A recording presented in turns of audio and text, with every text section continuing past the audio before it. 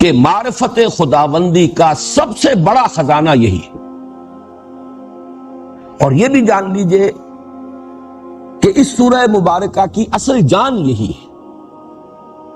میں نحوی اعتبار سے بھی ثابت کر دوں، الحمدللہ یہ ایک جملہ ہے مکمل، جملہ اسمیہ خبریہ. کل حمد، کل تعریف، کل ثنا، کل شکر اللہ کو سزاوار ہے. مکمل جملہ ہو گیا، اٹس اے فل اسٹیٹمنٹ. انگریزی میں انالیسس جس طریقے سے ہم کرتے ہیں اس میں آپ کہہ سکتے ہیں یہ پرنسپل کلاس ہے. یہ اللہ کے لفظ کے ساتھ ہی اس کے تابع ہو کر آ رہی ہیں چار باتیں. اللہ جو رب العالمین ہے، الحمدللہ رب العالمین. رب پر زیر اسی لیے ہے کہ یہ للہ کا بدل ہے، اللہ کا بدل ہے، اللہ کی صفت ہے. اس اللہ کی جس کے لیے ہیں یہ کل تعریفیں، کل ثنا، کل حمد، کل شکر، جو نمبر 1 رب العالمین ہے، نمبر 2 رحمان ہے، نمبر 3 رحیم ہے، نمبر 4 جزا و سزا کے دن کا مالک ہے. یہ در حقیقت ایک جملہ ہے جو چلا رہا ہے. یہ 4 سبارڈینیٹ کلازز سمجھ لیجئے کہ یہ در حقیقت ایڈجیکٹو کلازز ہیں. اللہ کے لیے یہ ایڈجیکٹوز کی حیثیت سے اس کی وضاحت، اس کی نعت، اس کے صفات کے طور پر، اس کے بدل کے طور پر آ رہے ہیں. الحمدللہ معلوم یہ ہوا کہ اصل جان تو اس کی الحمدللہ ہے. اب میں یہ چاہتا ہوں کہ پہلے آپ اس کلمے کی جو شان ہے اس کو نبی اکرم صلی اللہ علیہ وسلم کے الفاظ مبارکہ میں پہچان لیجئے. یہ ترمذی کی 2 روایات ہیں جو میں آپ کو سنا رہا ہوں. عن عبداللہ بن عمرو بن العاص رضی اللہ تعالی عنہما قال قال رسول اللہ صلی اللہ علیہ وسلم التسبیح نصف المیزان والحمد للہ تملؤہ ولا الہ الا اللہ لیس لہا دون اللہ حجاب حتی تخلص الیہ. دوسری روایت ہے وعن رجل من بنی سلیم، اس کے الفاظ کیا ہیں کہ حضور نے فرمایا تسبیح نصف المیزان والحمد للہ تملؤہ والتکبیر یملأ ما بین السماء والارض. ان میں 3 چیزوں کا ذکر ہوا ہے دونوں حدیثوں میں، تسبیح، تحمید. لیکن تیسری چیز مختلف ہے ان دونوں حدیثوں میں. ایک میں ہے تحلیل لا الہ الا اللہ اور ایک میں ہے تکبیر. دیکھیے یہ 4 ہیں در حقیقت الفاظ. تسبیح سبحان اللہ، تحمید الحمدللہ، تکبیر اللہ اکبر، تحلیل لا الہ الا اللہ. یہ در حقیقت یوں سمجھیے کہ معرفت کے خزانے ہیں. لیکن ان دونوں حدیثوں میں جو قدر مشترک ہے وہ الفاظ ہیں التسبیح نصف المیزان والحمدللہ تملؤ. کیا مفہوم ہے اس کا؟ کون سی میزان؟ یہ میزان معرفت ہے. عقلی طور پر اس کو یوں سمجھیے کہ دین کی اساس اور جڑ ہے ایمان. ہر شخص جانتا ہے ایمان کی جان ہے ایمان باللہ، اس کی اساس. اگر یہ ویڈیو آپ کو اچھی لگی ہے تو آپ کائنڈلی ریئلٹی سپیک کو سبسکرائب کریں، ویڈیو کو لائک کریں اور کمنٹ میں جزاک اللہ لکھیں تاکہ ہمیں اس طرح کی موٹیویشن ملتے رہیں اور ہم آپ کو اس طرح کی ویڈیو شیئر کرتے رہیں. جزاک اللہ خیر. اللہ کی معرفت اور اللہ کی کل معرفت جو انسان کو حاصل ہو سکتی ہے اس کا ایک سلبی پہلو ہے اور ایک ایجابی پہلو ہے. ایک منفی پہلو ہے، ایک مثبت پہلو. ایک ہی تصویر کے 2 رخ. یہ کل معرفت ہے جو اللہ کی ہمیں حاصل ہو سکتی ہے.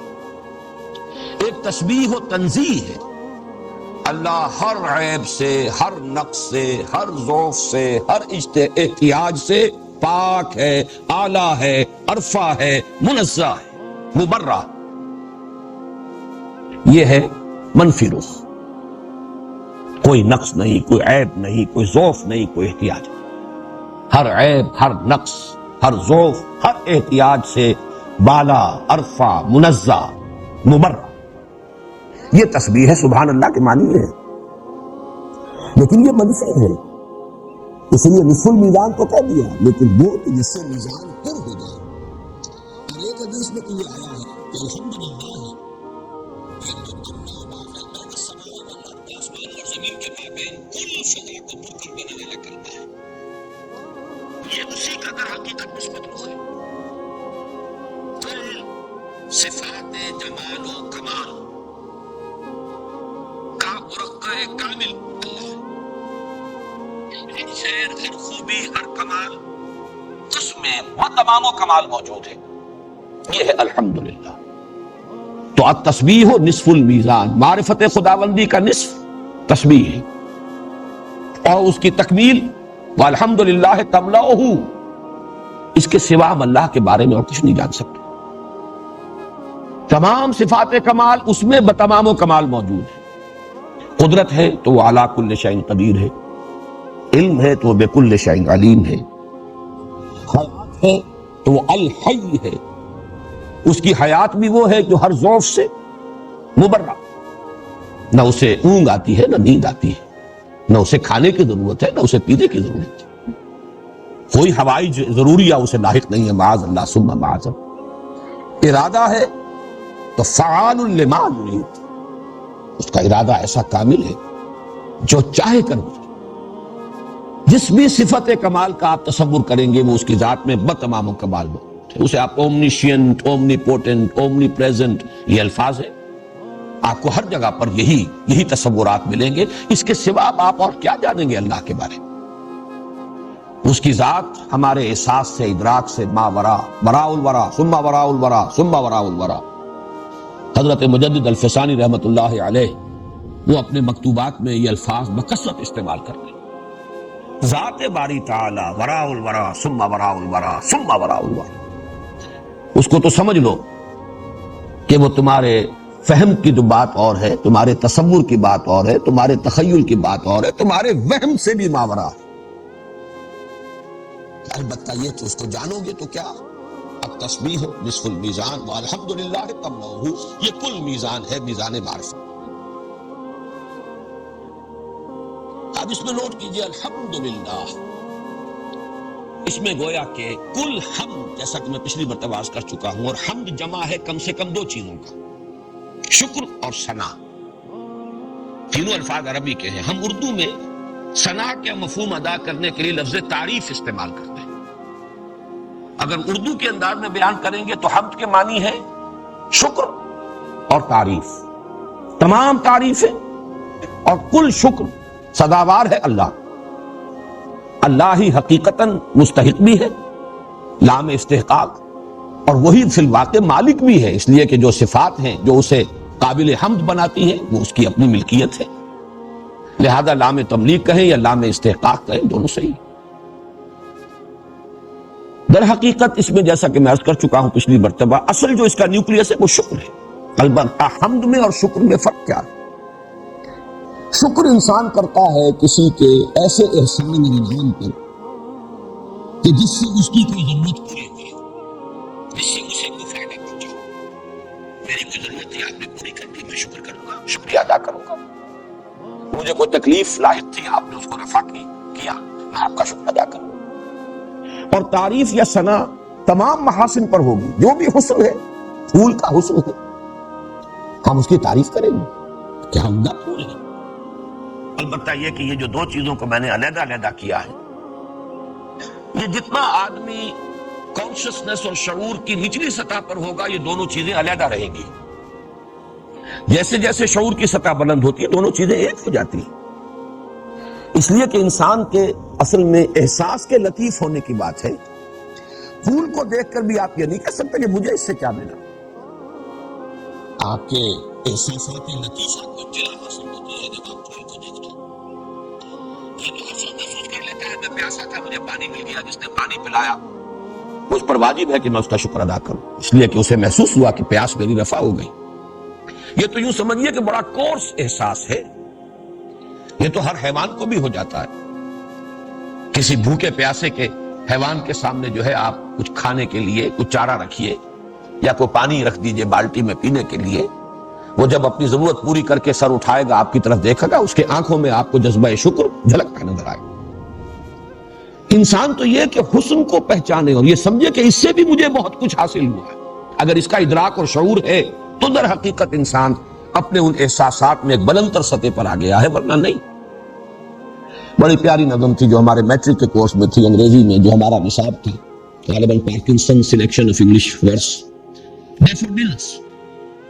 شاعر کہیں گھوم رہا تھا، دیکھ رہا تھا، اچانک ایک پہاڑی کی چوٹی پر پہنچا تو نیچے جو وادی تھی اس نے دیکھا کہ پھولوں سے بھری ہوئی تھی. ڈیفوڈلز کے پھول لہرا رہے تھے ہوا میں. اب یہ ایک منظر تھا، حسین منظر، لیکن یہ کہ اس سے اسے کچھ حاصل ہوا؟ مادی طور پر تو کچھ حاصل نہیں ہوا، لیکن کچھ روح کو تو حاصل ہوا ہے، کچھ اس کے احساسات لطیفہ کو تو حاصل ہوا ہے. I gazed and gazed, but little thought what wealth the scene to me had brought. For oft when on my couch I lie in vacant or in pensive mood, they flash upon that inward eye, which is the bliss of solitude. And then my heart with pleasure fills and dances with the daffodils.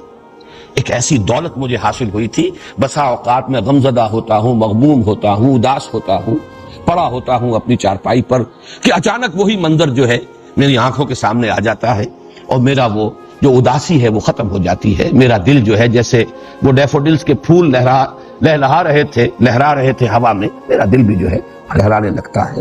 اور وہ ساری جو دولت ہے وہ در حقیقت مجھے جو ملی تھی اس وقت مجھے شعور نہیں تھا. تو یہاں آ کر شکر اور ثنا جمع ہو جائے. الحمدللہ رب العالمین. اب جو حکمت اور شکر کا میں نے تعلق بیان کیا ہے، اسی کی مثال ہے قرآن حکیم میں، اور اس کے لیے نص قطعی کہ ان دونوں کے مابین کیسا گہرا ربط ہے لازم و ملزوم کا.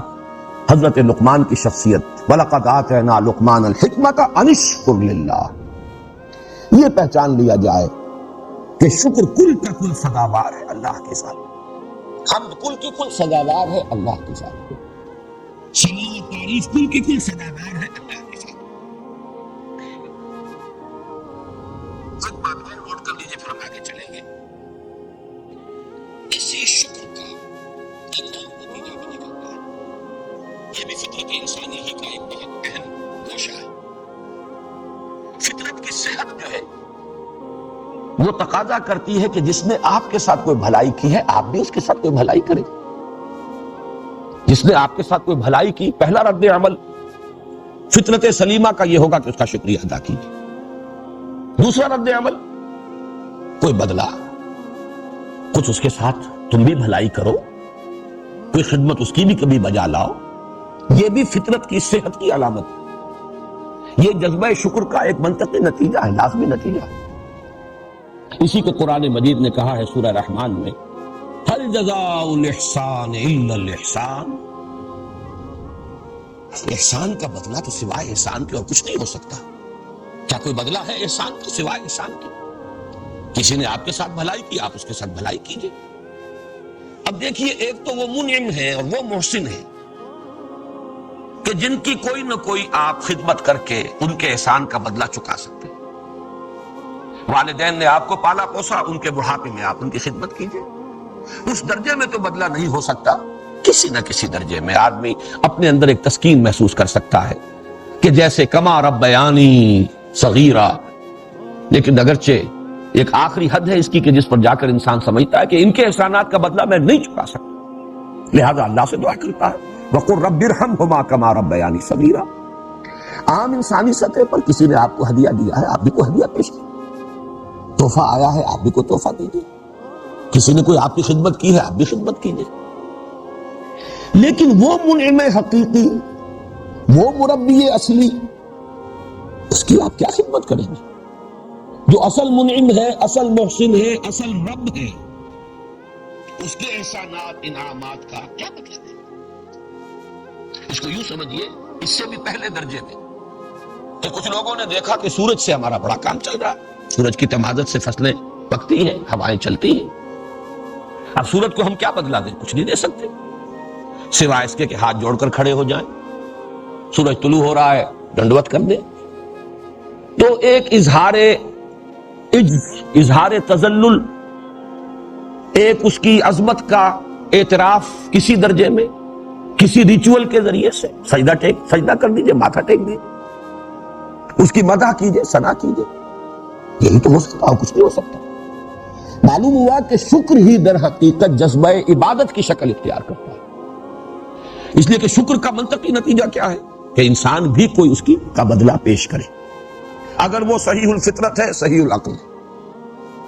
اب ظاہر بات ہے کہ جہاں کچھ بدلہ دیا جا سکتا ہو، یہی بات ہے جو مولانا روم نے ایک بڑی پیاری حکایت میں بیان کی ہے کہ حضرت موسیٰ علیہ السلام کہیں گزر رہے تھے تو ایک گڈریے کو دیکھا وہ اپنے خیال میں اللہ سے مناجات کر رہا تھا، ہم کلام تھا، اے اللہ اگر تو میرے سامنے آ جائے، میں تیرے پاؤں دھوں، تیرے سر میں سے جوئیں نکالوں، تیری خدمت کروں۔ اب یہ اس کا سب سے اونچا تصور ہو سکتا تھا۔ کسی بڑی سے بڑی ہستی جو بھی اس کے تصور میں تھی، کوئی بڑا چودھری، کوئی شیخ قبیلہ، جب وہ کہیں جاتا ہوگا اپنے کسی سردار کے پاس تو یہی کام کرتے تھے، پاؤں دھو دیے، سر میں مالش کر دی، جوئیں نکال دی، کوئی اور خدمت بجا لائے۔ تو اللہ اگر تو میرے سامنے آ جائے، کبھی اے حقیقت منتظر نظر آ لباس مجاز میں کہ ہزاروں سجدے تڑپ رہے ہیں میری جبین نیاز میں، وہ شخص اپنی ذہنی سطح کے مطابق ہم کلام تھا۔ حضرت موسیٰ نے اسے ڈانٹ دیا، یہ کیا کفر بک رہے ہیں، اللہ کے پاؤں دھو گے اور اللہ کے سر سے جوئیں نکالو گے، یہ کفر بک رہے ہیں۔ تو حکایت ایسے ہے کہ اس نے چیخ ماری، کپڑے پھاڑے اور کہیں نکل گیا جنگل کی طرف۔ تو اللہ تعالیٰ نے حضرت موسیٰ سے فرمایا کہ اے موسیٰ تو برائے وصل کردن آمدی، میں برائے فصل کردن آمدی، تجھے ہم نے بھیجا تھا تو اس لیے آیا تھا کہ لوگوں کو ہم سے جوڑے، نہ کہ ہم سے توڑ دے، ہم سے کاٹ دے، ہم سے جدا کر دے۔ وہ اپنے فکر، اپنی سوچ کے مطابق، اب یہی اس کی سطح ہے سوچ کی، اس سے زیادہ تو اس کے سوچ کا کوئی اور پیمانہ ہے ہی نہیں۔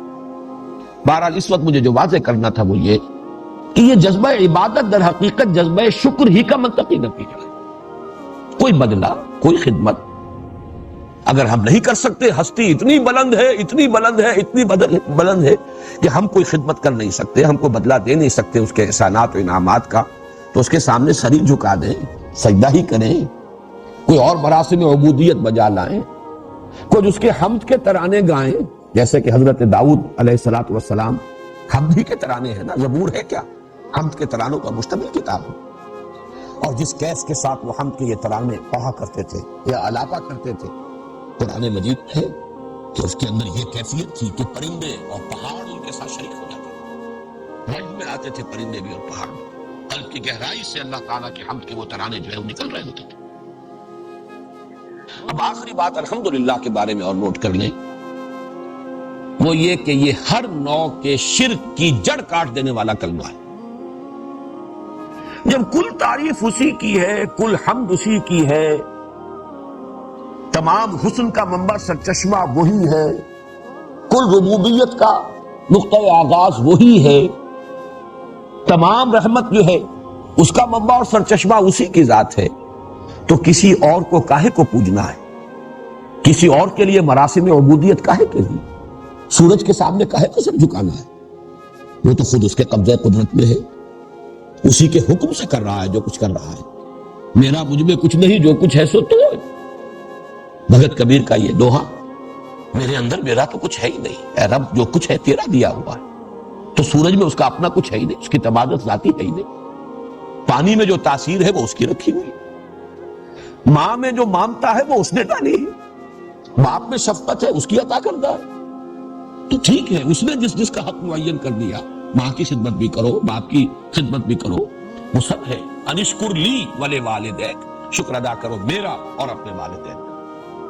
لیکن یہ ہے کہ اصل شکر اللہ کا، یہی وہ تعلق جو ہے، یعنی شکر اور شرک، دیکھیے حروف اصلی ایک یہ شین رے کاف، شین را کاف، شرک، شین کاف را شکر، ان دونوں میں کس قدر گہرا ربط ہے، اسی لیے وہ سورہ لقمان کی جو آیت میں نے آپ کو سنائی دوسرے رکوع کی پہلی آیت، وَلَقَدْ آتَيْنَا لُقْمَانَ الْحِكْمَةَ أَنِ اشْكُرْ لِلَّهِ، حکمت کا منطقی نتیجہ ہے اللہ کا شکر، اور شکر کا لازمی نتیجہ شرک کا خاتمہ۔ وَإِذْ قَالَ لُقْمَانُ لِابْنِهِ وَهُوَ يَعِظُهُ يَا بُنَيَّ لَا تُشْرِكْ بِاللَّهِ إِنَّ الشِّرْكَ لَظُلْمٌ عَظِيمٌ، صدق اللہ العظیم۔ اذان لہو آخرہ، ہمارے آج کے درس کی اس نشست کا بھی نصف جو ہے وہ سابق اعادے پر صرف ہو گیا ہے۔ بہرحال ان چیزوں کی ضرورت ہے، اس وقت صرف ایک جملہ اور کہہ رہا ہوں پھر ہم آگے چل رہے ہیں۔ ایک بات تو میں نے عرض کر دی تھی کہ الحمدللہ پرنسپل کلاس رب العالمین الرحمن الرحیم مالک یوم الدین اسی کے تابع. پھر اس الحمدللہ کا رشتہ جڑتا ہے ایاک نعبد. میں نے اس کی وضاحت کر دی ہے کہ یہی شکر ہے در حقیقت جو جذبہ عبادت کی صورت اختیار کرتا ہے. اس کے درمیان جو منطقی اور عقلی ربط ہے وہ میں بیان کر چکا ہوں. اب آئیے الحمدللہ رب العالمین. پہلا وصف اللہ کا، وہ رب ہے تمام جہانوں کا. لفظ رب کے بارے میں بھی میں نے سورۃ الناس کے ضمن میں کچھ عرض کرنے کی کوشش کی تھی، لیکن مجھے احساس ہو گیا تھا کہ بات واضح نہیں ہو پائی تھی اس کی لغوی بحث کا جہاں تک تعلق ہے. دیکھیے را با با رب، اس کا اصل مفہوم ہے مالک. رب المال مال والا، رب الدار گھر والا، گھر کا مالک، رب البیت وہی گھر والا. لیکن ایک اور مادہ ہے را با وا جس سے ربا بنا ہے. یہ دونوں بہت قریب المفہوم اور قریب المعنی مادے ہیں، اور ایک رائے یہ ہے کہ دونوں ایک ہی مادہ ہے اصل میں، کہ جو فعل مضاف ہوتا ہے جس میں دو حرف جو ہیں کلمہ فا، کلمہ عین اور کلمہ لام جو ہے وہ ایک ہی حرف ہو، را با با شین قاف قاف دال سین سین. اس میں جب باب تفعیل بنے گا تو اس میں آخری جو کلمہ ہے وہ کسی حرف علت کی شکل اختیار کر لیتا ہے. وہ میں ابھی عرض کروں گا. ربا اس میں کیا ہے؟ را وہی ہے رب والا، با وہی ہے پہلی با، اور اگلا جو واو ہے یہ در حقیقت بدلی ہوئی شکل ہے دوسرے با کی. قرآن مجید میں لفظ ربا، اس سے ربا یربو یہ بھی استعمال ہوا ہے. ربط زمین کے بارے میں آیا ہے. تم زمین کو دیکھتے ہو کہ وہ پڑی ہوتی ہے بے جان، اس میں کوئی زندگی کے آثار نہیں ہوتے. فَإِذَا أَنزَلْنَا عَلَيْهَا الْمَاءَ اهْتَزَّتْ وَرَبَتْ، جب ہم اس پر پانی برساتے ہیں تو وہ اس میں ایک جنبش پیدا ہوتی، حرکت پیدا ہوتی، سرسراہٹ، اور پھر وہ ابھرتی ہے، یعنی کھیتی اپجتی ہے. ربا یربو، کسی چیز کا ابھرنا، پروان چڑھنا، اپچنا، نمایاں ہونا، بلند ہونا، ربا یربو. اربا یربی باب افعال بھی اسی مصدر سے آیا ہے. یرب اللہ صدقات، اللہ صدقات کو پالتا ہے، پوستا ہے، پروان چڑھاتا ہے، بڑھاتا ہے، نشو و نما دیتا ہے، برکت دیتا ہے. تو یہ اربا یربی. لیکن اب اسی سے باب تفعیل میں ربا یربی تربیتاً، تربیت دینا، پالنا، پوسنا، بڑھانا، نشو و نما دینا، پرورش کرنا، ربا یربی. یہ ربا واف سے باب تفعیل بھی ہے، لیکن بعض حضرات کے نزدیک یہ لفظ رب سے در حقیقت بدلا ہے، اور لفظ رب ہی سے باب تفعیل جو ہے ربا یربی تربیتاً ہے. اس میں بہت بڑے امام ہیں لغت کے، جن کی بڑی ہی بارکۃ الآراء کتاب ہے مفردات القرآن، امام راغب رحمہ اللہ. انہوں نے تو یہ کیا ہے صاف صاف کہ یہ تربیت اور یہ ایک ہی شے ہے در حقیقت رب. الرب فی الاصل التربیت وہو انشاء الشیء حالا فحالا الی حد التمام. رب در حقیقت تربیت ہی اس کا مفہوم ہے، یعنی کسی شے کو درجہ بدرجہ ایک درجے سے بلند پھر بلند پھر بلند کرتے ہوئے اس کے آخری نقطۂ کمال اور نقطۂ عروج تک پہنچا دینا، یہ تربیت ہے، یہی ربوبیت ہے. لیکن ایک اور دوسری بڑی اہم کتاب ہے، اور میری تو وہ بڑی ساتھی ہے، مطالعہ قرآن اور جو بھی میرا غور و فکر ہے اس میں بہت ممد ہے، المعجم المفارس لالفاظ القرآن الحکیم، فواد عبد الباقی کی. اس نے یہ کیا ہے کہ رب کے مادے سے صرف لفظ رب لایا ہے، یا پھر ربانیون، ربیون اور ربیب، باقی یہ تمام تربیت سے متعلق جو الفاظ ہیں ان کو را با اور وا کے مادے میں لے گیا ہے. گویا کہ اس کے بارے میں یہ دونوں رائے ممکن ہیں کہ یہ رب سے ہے تربیت، یا ربا سے ہے، را با وا سے ہے. ان دونوں کا کیونکہ بہت بڑے بڑے جو ائمہ ہیں، اور امام راضی نے اس کو اصول کے طور سے بیان کیا ہے کہ فعل مضاف کے اندر یہ شکل ہو جاتی ہے جب باب تفعیل میں آئے گا تو آخری حرف جو ہے اس کی جگہ پر کوئی حرف علت آ جائے گا. دساہا، حالانکہ دسسا یدسس تدسیسا باب تفعیل سے بنتا، لیکن دساہا، قد افلح من زکاہا وقد خواب من دساہا، وہاں انہوں نے اس کی بحث کی ہے بڑی تفصیل کے ساتھ. بہرحال اس کا مفہوم کیا ہوا کہ رب کے معنی ہے مالک بھی اور پالنہار بھی، پروردگار بھی۔ یہی وجہ ہے کہ عام تراجم میں آپ دیکھیں گے تمام جہانوں کا پروردگار۔ میرے لیے الجھن یہ تھی کہ را با کا مادہ تو آتا ہے مالک ہونے کے لیے، تو بعض مترجمین نے ترجمہ یہی کیا صاحب سب جہانوں کا، غالباً شاہ عبد القادر کا یا شاہ رفیع الدین کا میں ابھی تعین کے ساتھ نہیں کہہ سکتا، صاحب اسی کو کہتے ہیں جو مالک ہو، آقا مالک۔ لیکن اس کے ساتھ منطقی ربط موجود ہے کہ جو کسی شے کا مالک ہوتا ہے وہ فطری طور پر چاہتا ہے کہ وہ پروان چڑھے، اس میں ترقی ہو، اس میں اضافہ ہو، وہ نشو و نما پائے، وہ آگے بڑھے۔ لہذا ملکیت اور اس طریقے سے کسی شے کو آگے بڑھانا، پالنا پوسنا، یہ گویا کہ لازم و ملزوم۔ تو رب کی بحث کے ضمن میں اسی پر اتفاق کریں۔ آگے چلیے، عالمین، اس کا مادہ ہے عین لام میم، اسی سے علم بھی بنا، اسی سے عالم بنا۔ عالم ہو تو اس کے معنی ہے جاننے والا، اور عالم کے معنی وہ چیز جس سے کوئی جانا جائے، جو کسی کی پہچان کا ذریعہ بنے۔ چنانچہ عالم یعلم جب آتا ہے اس کے معنی ہے اس نے جانا، کوئی شے اس کے علم میں آئی، اور علم یعلم یا یعلم یہ دونوں اس کے آتے ہیں مضارع۔ اس کا مطلب ہے کسی شے کا نشان لگا دینا، کسی چیز کی علامت بنا دینا، اسی سے علامت کا لفظ بنا ہے، اسی سے علم علم، اسم علم بنا ہے۔ لاہور کا اسم علم ہے، لاہور یعنی لاہور شہر کے لیے بطور علامت یہ لفظ اختیار کر دیا گیا، اسم علم۔ تو عالم سے مراد ہے کوئی شے جس سے کہ کسی کو پہچانا جائے۔ اس اعتبار سے لفظ آیت کے بہت قریب آ جاتا ہے یہ لفظ۔ اب اس کو جمع کیا گیا، کل عالم۔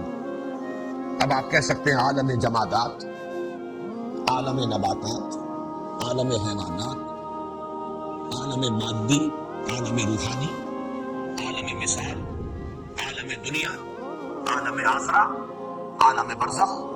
ایک تو یہ سمجھا جائے گا کہ رب کل جہانوں کا مالک اور پروردگار کل جہانوں کا۔ اور ایک جو بات مولانا فراہی نے کہی ہے رحمۃ اللہ علیہ، وہ مجھے بڑی دل کو لگتی ہے کہ عربی زبان میں قاعدہ یہ بھی ہے کہ ظرف کو جمع کر کے مراد مظروف کی جمع ہے۔ اس عالم میں جو بھی ہیں ان سب کا رب، یہ عالم ظرف ہے، مظروف وہ ہیں جو اس کے اندر موجود ہیں۔ تو تمام جہان والے، یہ گویا کہ ترجمہ ہو جائے گا، وہ پالنہار ہے، پروردگار ہے، مالک ہے، آقا ہے، صاحب ہے تمام جہانوں کا یا تمام جہان والوں۔ رب العالمین کے بارے میں ایک بات اور ربوبیت کے بارے میں جان لیجئے۔ قرآن حکیم میں اللہ تعالی کے بارے میں لفظ رب ہمیشہ مقدم ہوتا ہے لفظ خالق پر۔ اس کی وجہ میں بیان کر چکا ہوں سورہ علق کی ابتدائی آیات کے درس کے ضمن میں، کہ انسان کا شعور جو ہے جب ترقی کرتا ہے، اگر ہم جائزہ لیں تو سب سے پہلی چیز جس کا انسان کو احساس ہوتا ہے وہ اس کی ضرورت ہوتی ہے، احتیاج۔ بھوک لگی ہے، بچہ ہے، اسے اور کوئی شعور نہیں ہے، کسی شے کا شعور نہیں، نہ ماں کا پتہ، نہ باپ کا پتہ، نہ گھر کا پتہ، نہ کسی اور شے کا پتہ، لیکن اندر سے ہنگر پینز ہوتا احتیاج ہے۔ تو سب سے پہلا جو انسان کے شعور کے اوپر اثر ہے وہ اس کی احتیاج کا، اور جو احتیاج پوری کرے اس کی ربوبیت کا امپریشن ہے۔ یہی وجہ ہے ماں سے اس کو اس قدر لگاؤ کیوں ہوگا کہ اسے معلوم ہے جب بھی مجھے ضرورت ہوتی ہے، میری ماں کی چھاتیاں ہیں جن سے میری ضرورت پوری ہوتی ہے، وہ لپکتا ہے ماں کی طرف۔ یہ بہت بات کی بات ہے جب انسان کو اپنی ہستی کا شعور ہو اور پھر وہ تخلیق کے بارے میں غور کرے کہ میرا کوئی پیدا کرنے والا بھی ہے۔ یہ تو فکر انسانی کا یوں سمجھیے کہ بڑا دور کا مرحلہ ہے۔ یہی وجہ ہے کہ خلق کا لفظ ہمیشہ بعد میں آتا ہے، رب کا پہلے۔ اقرا بسم ربک الذی خلق، پڑھو اپنے اس رب کے نام سے جس نے پیدا کیا۔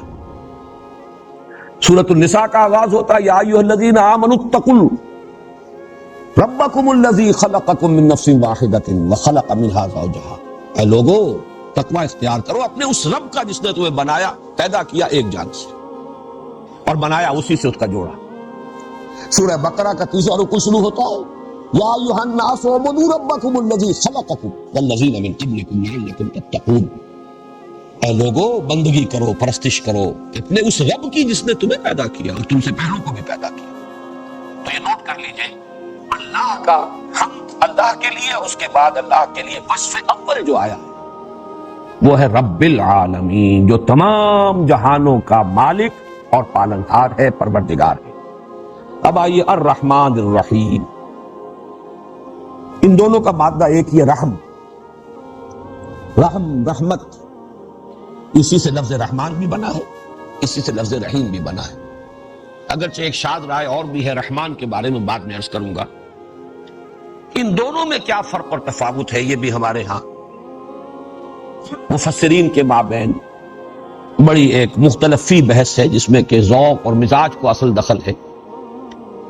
رحمان ہے فعلان کے وزن، یہ اس میں مبالغہ کا ایک وزن ہے، کسی شے کی شدت اور کثرت، دونوں الفاظ نوٹ کیجیے، شدت اور کثرت۔ غضبان بہت غضبناک، غصے سے ہم کہیں گے آگ بگولا۔ عطشان انتہائی پیاسا، جوعان بھوک سے مر رہا ہے، جان نکل رہی، یہ اس وزن پر آئیں گے۔ تو رحمت سے رحمان، فعیل کے وزن پر صفت مشبہ آتی ہے اور اس میں ہوتا ہے دوام اور استمرار، شدت اور کثرت کے مقابلے میں دوام اور استمرار، پائیداری، تسلسل۔ رحیم یعنی جس کی رحمت مسلسل ہے، ہمیشگی کی کیفیت کے ساتھ ہے، دائمی ہے، جس کا مستقل وصف ہے۔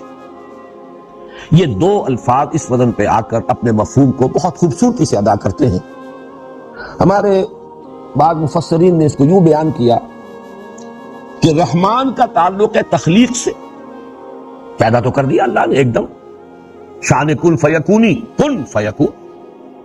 لیکن رحیم کا تعلق ہے ربوبیت سے، اب اس کا پالنا پوسنا، پروان چڑھانا، اس کا تسلسل، یہ اللہ تعالیٰ کی رحیمیت کا مظہر ہے، جبکہ کائنات کی تخلیق اللہ کی رحمانیت کا مظہر ہے۔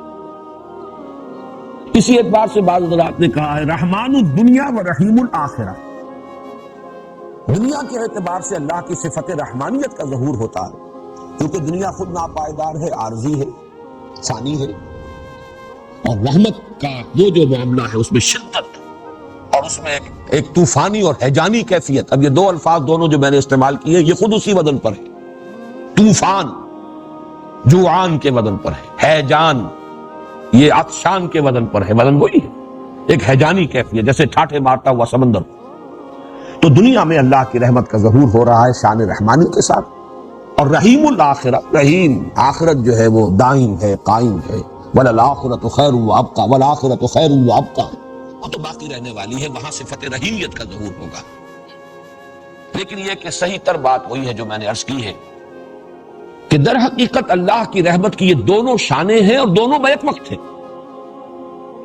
یہ بہت اہم نقطہ ہے جو مولانا فراہی نے بیان کیا ہے۔ اللہ تعالیٰ کے اسماء و صفات جب قرآن میں آتے ہیں تو درمیان میں حرف عطف نہیں آتا، الرحمن والرحیم نہیں ہے، بلکہ ایسا بھی ہے کہ 8 اسماء و صفات آ گئے بغیر حرف عطف کے۔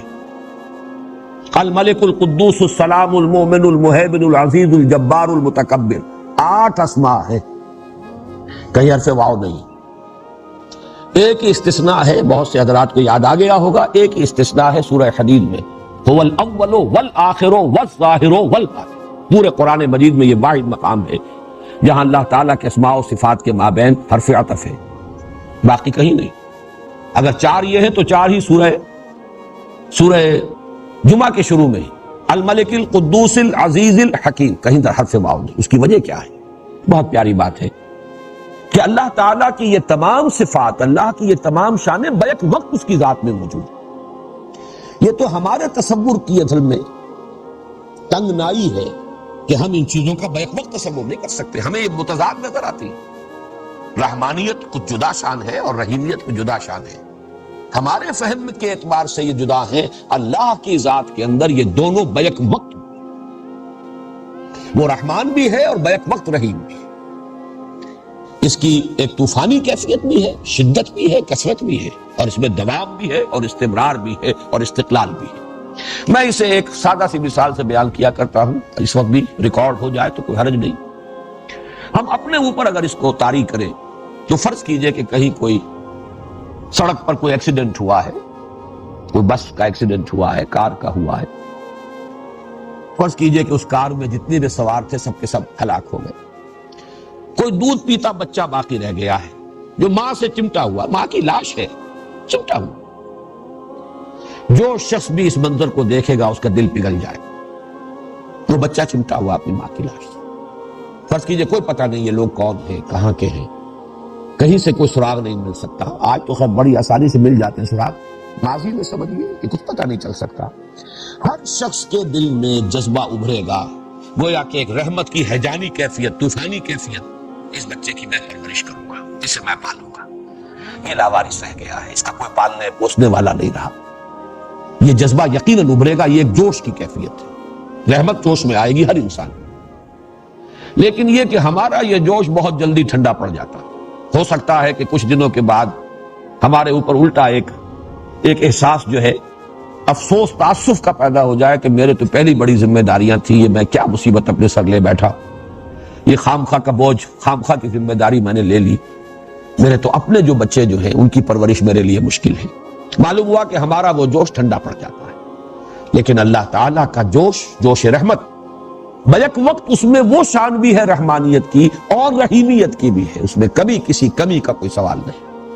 یہ در حقیقت رحمان اور رحیم کے دونوں مفاہیم کو جمع کرنے کا جو ہے میرے نزدیک مثال کے ذریعے سے اس کو اگر سمجھانا ہو، تشبیہ کے ذریعے سے، تو شاید یہ اس سے قریب ترین بات ہے.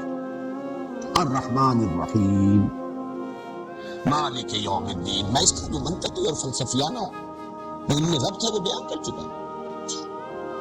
جو جزا و سزا کے دن کا مالک ہے.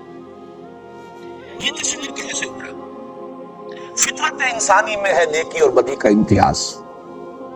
یہ فطرت کی صحت کی جو علامتیں میں نے گنوائی تھی پہلے دن، انہی میں سے ایک اہم علامت یہ ہے. یہ اخلاقی حس نہیں رہی تو انسان کی فطرت مر چکی. اندر کا اصل انسان مر چکا. ایک انسان نما حیوان باقی رہ گیا. اس کو قرآن کہتا ہے تم سمجھتے ہو یہ زندہ ہے، یہ تو مردہ ہے. اموات غیر احیاء، یہ زندہ نہیں ہے. اے نبی آپ سمجھتے ہیں یہ دیکھ رہے ہیں، یہ نہیں دیکھ رہے. یہ انسانوں کا سا دیکھنا نہیں دیکھ رہے. آپ سمجھتے ہیں یہ سن رہے ہیں، یہ نہیں سن رہے. یہ حیوانوں کا سا سننا سن رہے ہیں، انسانوں کا سا سننا نہیں سن رہے. لہم قلوب لا یفقہون بہا وَلَهُمْ أَعْيُنٌ لَا يُبْصِرُونَ بِهَا وَلَهُمْ آذَانٌ لَا يَسْمَعُونَ بِهَا أُولَٰئِكَ كَالْأَنْعَامِ بَلْ هُمْ أَضَلُّ. اب تو یہ چلتے پھرتے مقبرے ہیں، ان کی فطرت مر چکی. یہ اس کا مقبرہ ہے، تعزیہ ہے جو چل رہا ہے انسان کی صورت کے اندر. یہ ہے در حقیقت قرآن مجید کا فلسفہ. تو انسان کی فطرت کے زندہ رہنے اور اس کے صحت پر برقرار رہنے کا ایک بہت بڑا اس کا جو نتیجہ ہے یا اس کی علامت ہے وہ یہ ہے اخلاقی حس موجود، نیکی اور بدی میں امتیاز. پھر عقل اس پر گرا لگاتی ہے. یہ بات میں نے بہت مرتبہ بیان کی. جہاں تک اللہ کی معرفت کا تعلق ہے یہ صرف فطرت کے حوالے سے. لیکن جہاں آ جائے گا آخرت کا معاملہ، جزا و سزا کا، وہاں فطرت پر عقل کی گرہ لگے گی تو بات بنے گی.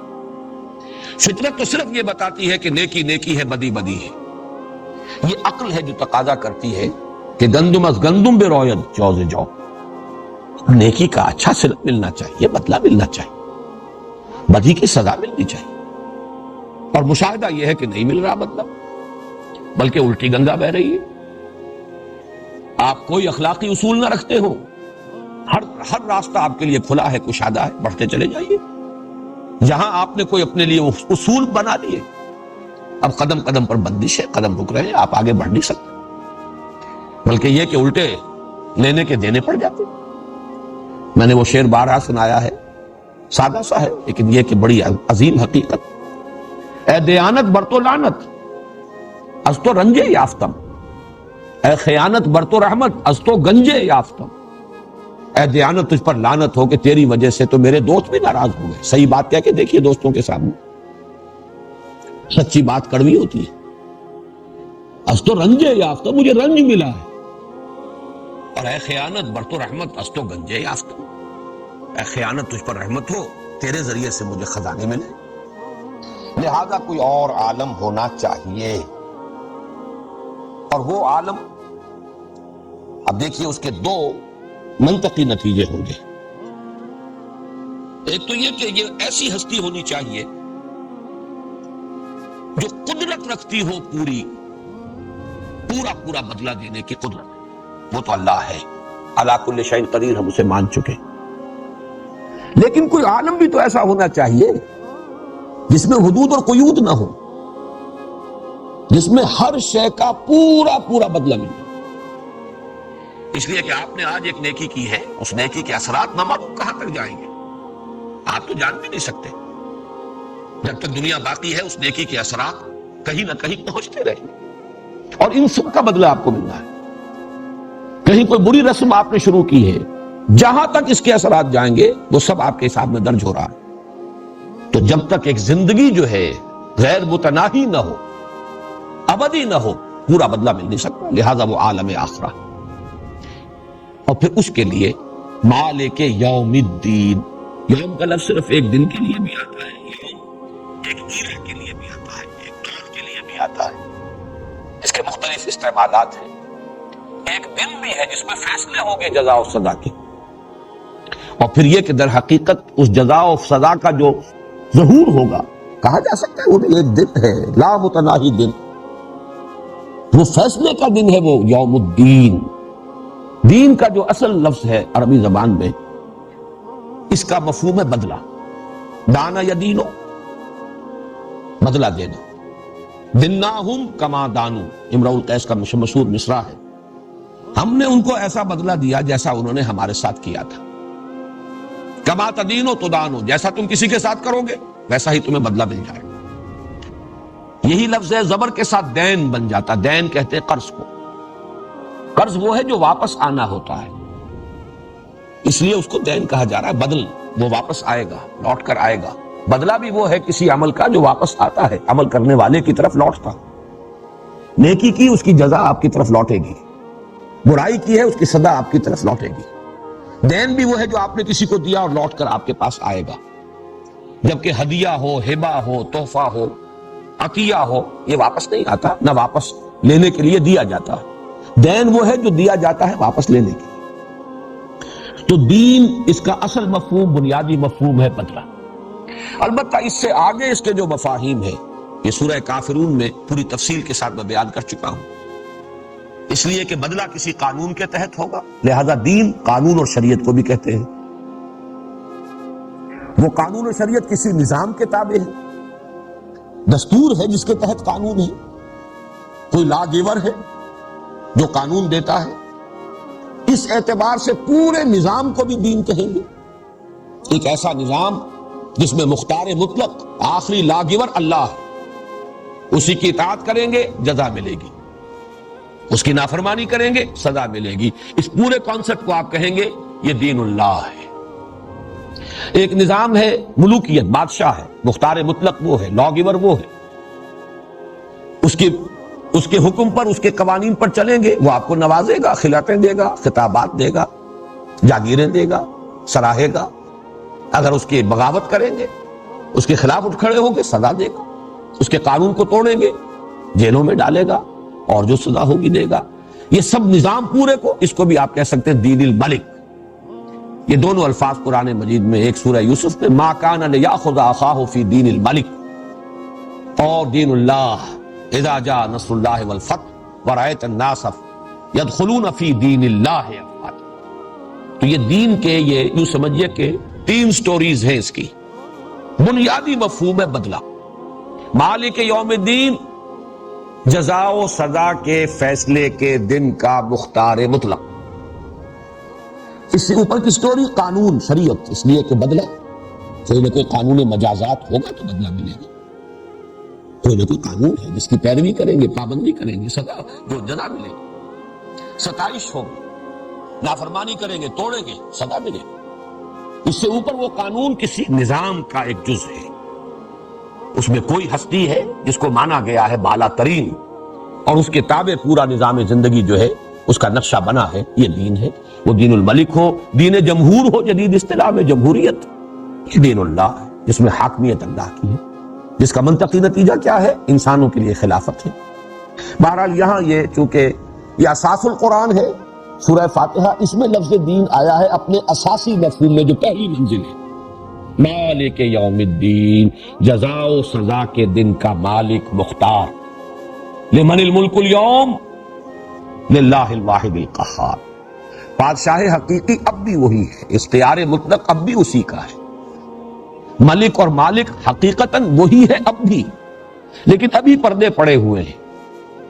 ابھی کبھی کوئی فرعون بیٹھا ہوتا ہے، الیس لی ملک مصر، دعویٰ کر رہا ہے کیا میری نہیں ہے بادشاہی مصر؟ وَهَٰذِهِ الْأَنْهَارُ تَجْرِي مِن تَحْتِي، اور یہ سارا آبپاشی کا نظام میرے اختیار میں ہے، جس کو چاہوں پانی دوں، جس کا چاہوں پانی روک دوں. یہ فرعونیت ہے. کبھی کوئی فرعون ہے، کبھی کوئی نمرود ہے، کبھی کوئی ایک قوم دوسری قوم پر حاکم بن کر بیٹھ جاتی ہے، کبھی کوئی کسی علاقے یا قوم کے عوام خود حاکمیت کے مدعی بن جاتے ہیں. یہ سب دوسری سمجھیے کہ سراب ہے، دھوکہ ہے، ڈرامے ہیں جو ہو رہے ہیں. مالک حقیقی اور ملک حقیقی، بادشاہ حقیقی اب بھی وہی ہے، لیکن اس وقت وہ غیب کا پردہ حائل ہے، ابھی پردے پڑے ہوئے ہیں. اس دن یہ پردہ اٹھ جائے گا اور معلوم ہو جائے گا کہ مالک یوم الدین وہی.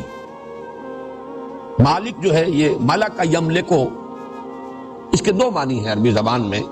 مالک ہونا، حکمران، ملک یملکو، اسی سے ملک بن گیا تو حکمران، اور مالک بن گیا کسی شے کا اونر، کسی شے کی جس کی وہ ملکیت ہے.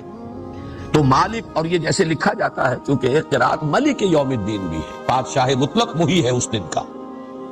لمن الملک اليوم کہا جائے گا کس کے لیے ہے بادشاہی آج؟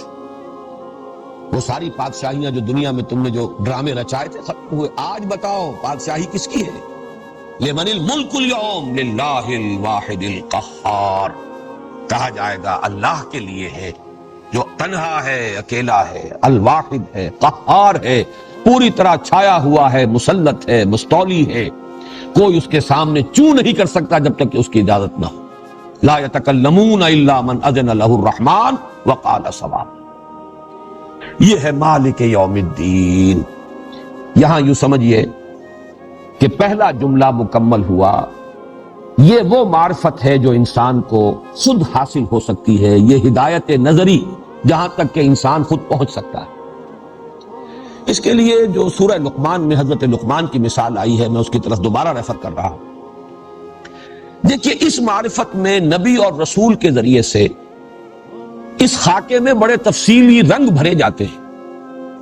اللہ کے اسماء و صفات کا علم ہوتا ہے انبیاء کے ذریعے سے، لیکن یہ اجمالی معرفت کہ کل خیر، کل حسن، کل کمال اللہ ہی کا ہے، وہی منبع خیر ہے، وہی منبع ربوبیت ہے، وہی منبع حسن ہے، وہی منبع رحمت ہے، یہ اجمالی معرفت انسان کو حاصل ہو جائے گی. اسی طریقے سے قانون مجازات کہ بدلہ ضرور ملے، ممکن نہیں ہے کہ بدلہ نہ ہو. یہ اندھیر نگری چوپٹ راج نہیں ہو سکتی، بدلہ مل کر رہے گا. یہ وہ سلیم الفطرت، سلیم العقل انسان یہاں تک تو پہنچ جائے گا. لیکن اس میں یہ تفصیلات کا رنگ کہ ایک وقت قیامت آئے گی، قیامت کے بعد کچھ عرصے کے بعد ریزریکشن ہوگی، بعث بعد الموت ہوگا، حشر و نشر ہوگا، تم جمع کیے جاؤ گے، تمہیں کھڑے ہونا ہوگا. یوم یقوم الناس لرب العالمین. پھر حساب کتاب ہوگا، وزن اعمال ہوگا. جس کے پلڑے بھاری ہوں گے اس کے لیے فہو فی عیشۃ راضیہ واما من خفت موازینہ فامہ ہاویہ. پھر وہ کیا ہے؟ وہ جنت ہے جس میں یہ نعمتیں ہیں، اور وہ سزا کیا ہے؟ وہ جہنم ہے جس کی یہ سزائیں ہیں. یہ تفصیل جو ہے یہ بہرحال انبیاء کے بغیر، وحی کے بغیر معلوم نہیں ہو سکتی. وہ فطرت سلیمہ، عقل سلیم صرف یہاں تک پہنچا دے گی، بدلہ ہو کر رہے گا. اعمال انسانی ضائع ہونے والی شے نہیں ہے. چنانچہ آپ دیکھتے ہیں سورہ لقمان میں بس یہی دو چیزیں آئی ہیں، قیامت کا ذکر، بعث بعد الموت کا ذکر، حشر و نشر کا ذکر، وزن اعمال کا ذکر، جنت کا ذکر، دوزخ کا کچھ نہیں. پہلی بات کیا تھی؟ وَإِذْ قَالَ لُقْمَانُ لِابْنِهِ وَهُوَ يَعِظُهُ يَا بُنَيَّ لَا تُشْرِكْ بِاللَّهِ إِنَّ الشِّرْكَ لَظُلْمٌ عَظِيمٌ. پہلی بات معرفت خداوندی، توحید، شرک کی نفی. شکر اور شرک سے نفی، شکر کا التزام اور شرک سے اپنے آپ کو پاک کر لینا، اجتناب. یہ تو پہلی دو آیتوں میں ہے وَلَقَدْ آتَيْنَا لُقْمَانَ الْحِكْمَةَ أَنِ اشْكُرْ لِلَّهِ وَمَنْ يَشْكُرْ فَإِنَّمَا يَشْكُرُ لِنَفْسِهِ وَمَنْ كَفَرَ فَإِنَّ اللَّهَ غَنِيٌّ حَمِيدٌ وَإِذْ قَالَ لُقْمَانُ لِابْنِهِ وَهُوَ يَعِظُهُ يَا بُنَيَّ لَا تُشْرِكْ بِاللَّهِ إِنَّ الشِّرْكَ لَظُلْمٌ عَظِيمٌ۔ اس کے بعد 2 آیات میں اللہ تعالیٰ کی طرف سے ایک بات آئی ہے کہ ہم نے والدین کے بارے میں بھی نصیحت کی ہے۔ لقمان نے اپنے بیٹے کو ہمارا حق بتایا، ہم تمہیں جو والدین کا حق ہے وہ بھی بتا دیتے ہیں۔ وَوَصَّيْنَا الْإِنسَانَ بِوَالِدَيْهِ، یہ اللہ کی طرف سے۔ اس کے بعد پھر آتی ہے 5ویں آیت، یا بنی انہا ان تک مثقال حبۃ من خردل فتکن فی صخرۃ او فی السماوات او فی الارض یأت بها اللہ ان اللہ لطیف خبیر۔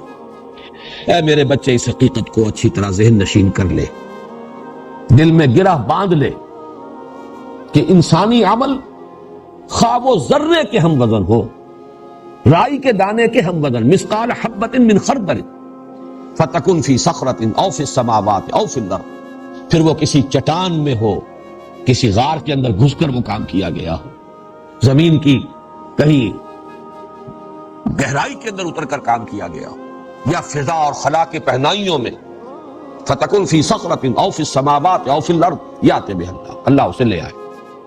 ان اللہ لطیف خبیر، یقیناً اللہ لطیف اور خبیر۔ اور اس کے فوراً بعد یا بنی اقم الصلاۃ، معلوم ہوا کہ وہ جو فکر ہے، فکر صحیح، ہدایت نظری، اس کے یہی 2 جز ہیں۔ ان کے اندر تفصیلات کا رنگ جو ہے وہ نبوت اور رسالت کے ذریعے سے بھرا جائے گا۔ خاکہ یہی ہے بنیادی، جو سلیم الفطرت اور سلیم العقل انسان جہاں تک پہنچ گیا، نبوت اور رسالت سے اب اس میں تفصیلات کا رنگ بھرا جائے۔ لیکن وہ جو ربط ہے اس کے بعد یا بنی اقم الصلاۃ، وہی یہاں پر ہے ترتیب ایاک نعبد۔ پہلا جملہ مکمل ہوا، الحمدللہ رب العالمین الرحمن الرحیم مالک یوم الدین ایاک نعبد، اور اس ایاک نعبد کا تعلق اس حکمت کے اعتبار سے الحمدللہ کے ساتھ ہے۔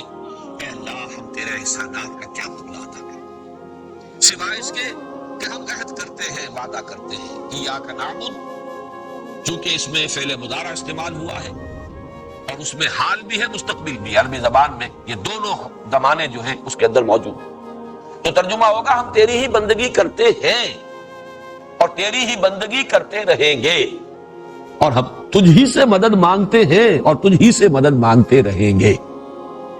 یہ وہ درمیانی حصہ ہے، وہ ترازو والی جو شکل پچھلی مرتبہ جو آپ کو ہم نے تقسیم بھی کی اور یہاں بھی آپ نے دیکھی تھی ریفلیکٹر پر، وہ ڈنڈی جو ہے ترازو کی، جس کے درمیان وہ مٹھ ہے، واو، اور یہ 2 جملے ہیں، ذرا نوٹ کیجئے، پہلی 3 آیات مل کر ایک جملہ بنی، آخری 3 آیات مل کر بھی ایک جملہ بنیں گی، اہدنا الصراط المستقیم صراط الذین انعمت علیہم غیر المغضوب علیہم ولا الضالین۔ لیکن یہ درمیان کی ڈنڈی جو ہے، جس کے بارے میں حدیث قدسی کے الفاظ تھے، ھذا ما بینی و بین عبدی، یہ میرے اور میرے بندے کے مابین ہے۔ اس میں ایک میثاق ہوا ہے، قول و قرار ہوا ہے، ایک عہد ہوا ہے۔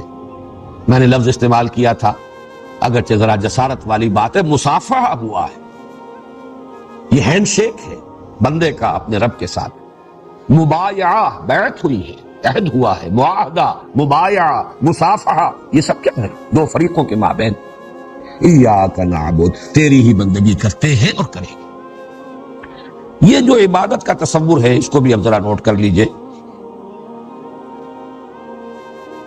ہمارے ہاں یہ لفظ ایک طویل عرصے تک، ہمارا جو دور زوال ہے، اضمحلال ہے، تصورات جو محدود ہوتے چلے گئے، اس کے نتیجے میں یہ صرف مراسم عبودیت، موڈز آف ورشپ، میں عرض کر چکا ہوں تعلق کیا ہے، سارا شکر اللہ کا، کل احسان اس کے، ربوبیت حقیقتاً اس کی، اس کا بدلہ ہم کیا دیں؟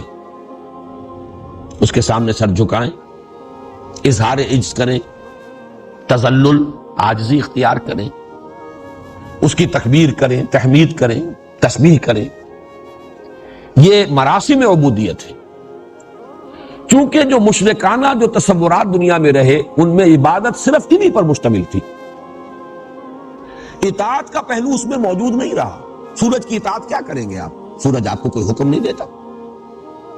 چاند دیوی ہے، پوج لیجیے اس کو، کوئی اظہار عجز کر لیجیے، کوئی اس کے سامنے ماتھا ٹیک دیجئے، کوئی اور رسم جو ہے بنا لیجئے. اس نے کوئی آپ کو کوڈ نہیں دیا، کوئی قانون نہیں دیا، کوئی شریعت نہیں دی کہ آپ اس کی بندگی کریں. گویا کہ یہ دو الفاظ جو ہے پرستش اور بندگی.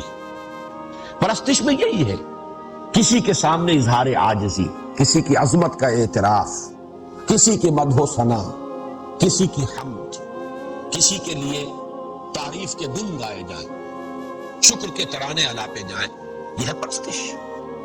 اور بندگی، عبادت کے لفظ کے اندر یہ دوسرا جو اس کا انٹیگرل پارٹ ہے، بندگی، اطاعت. مشرکانہ معاملات میں یہ حصہ اس میں سے ثابت ہو جاتا ہے. بتوں کو پوج رہے ہیں، کیا مطلب؟ صرف اس کے سامنے ڈنڈوت کر دیں گے، ان کے سامنے سجدہ کر دیں گے، ان کے سامنے کچھ حلوے ماڑے لا کر رکھ دیں گے، اور کیا کریں گے؟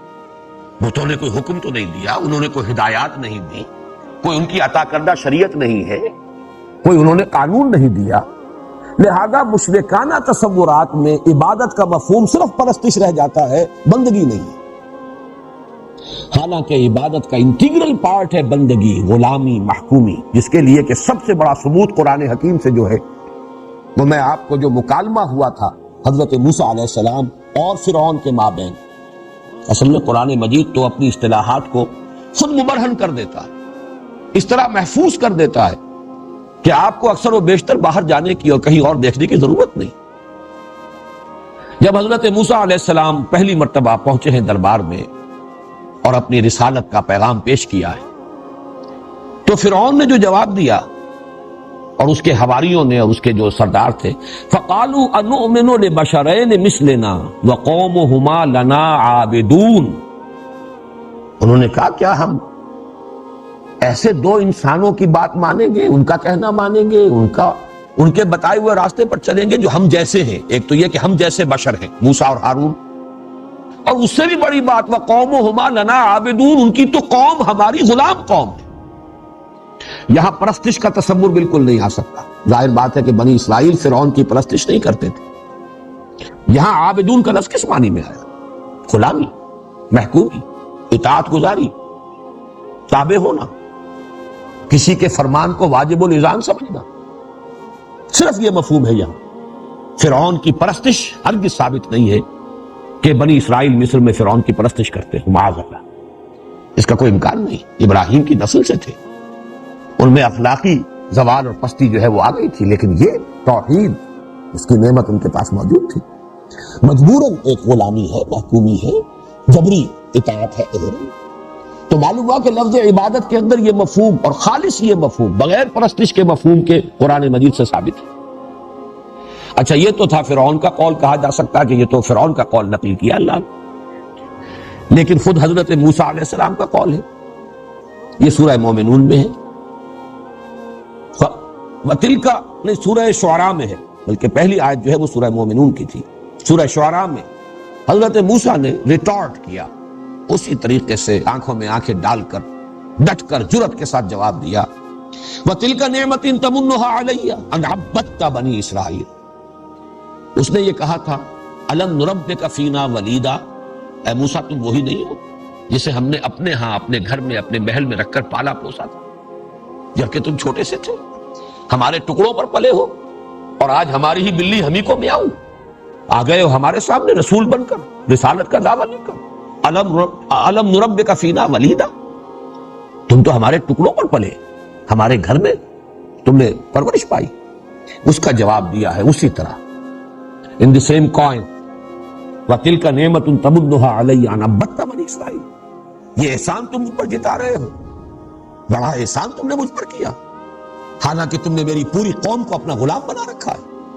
وہ ظلم اور ستم کی چکی میں جس طرح پیس رہے ہیں وہ تمہارے سامنے نہیں ہے. ایک فرد کو اگر وہ محل میں پل گیا ہے تو اس کے اوپر تو احسان جتا رہے ہو، اور یہ بھول گئے ان عبدت بنی اسرائیل.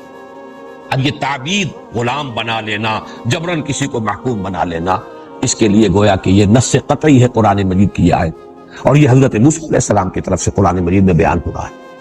تو نوٹ کیجئے کہ در حقیقت عبادت کا مفہوم جمع ہوتا ہے فارسی کے دو الفاظ کو جمع کرنے سے، پرستش اور بندگی.